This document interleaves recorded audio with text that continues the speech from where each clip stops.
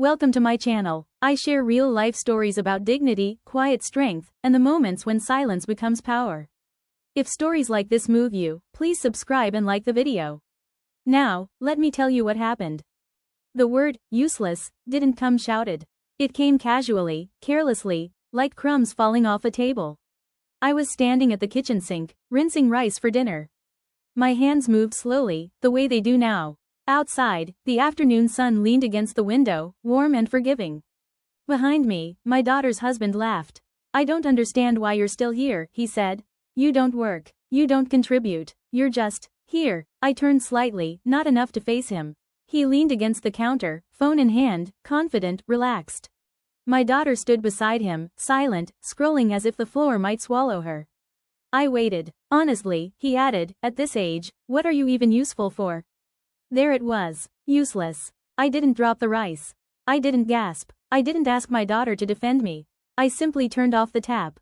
For years, I had learned something important. People who live off your kindness mistake it for weakness. I am 67 years old. I worked for 38 years as an accountant in a manufacturing firm. I retired quietly. No farewell party. No applause. When my husband died, I learned how to survive without noise. When my daughter married Ravi, they asked to stay for a few months. Those months became years. I cooked. I paid bills. I transferred money when their cash flow was tight. And slowly, without announcing it, I became invisible in my own house. That evening, Ravi sprawled on the sofa watching television while I served dinner. "This is too salty," he said, not looking up. My daughter quickly apologized for him. I ate last, as usual. Later that night, I sat on my bed with the small metal box I kept at the back of my cupboard. Inside were documents, neatly arranged.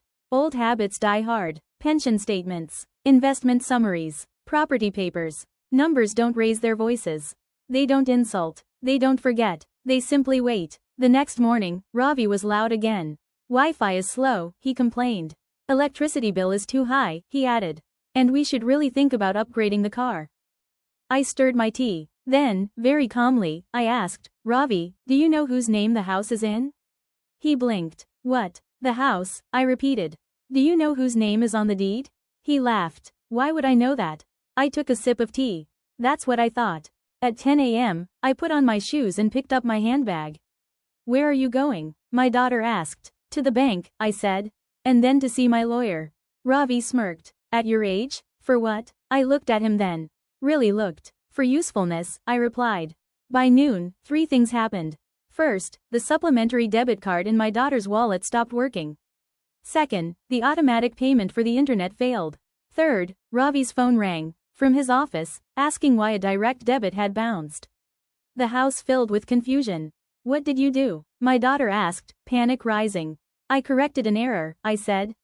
In the afternoon, a young man in a gray suit rang the doorbell. "Legal notice," he said politely, handing over an envelope.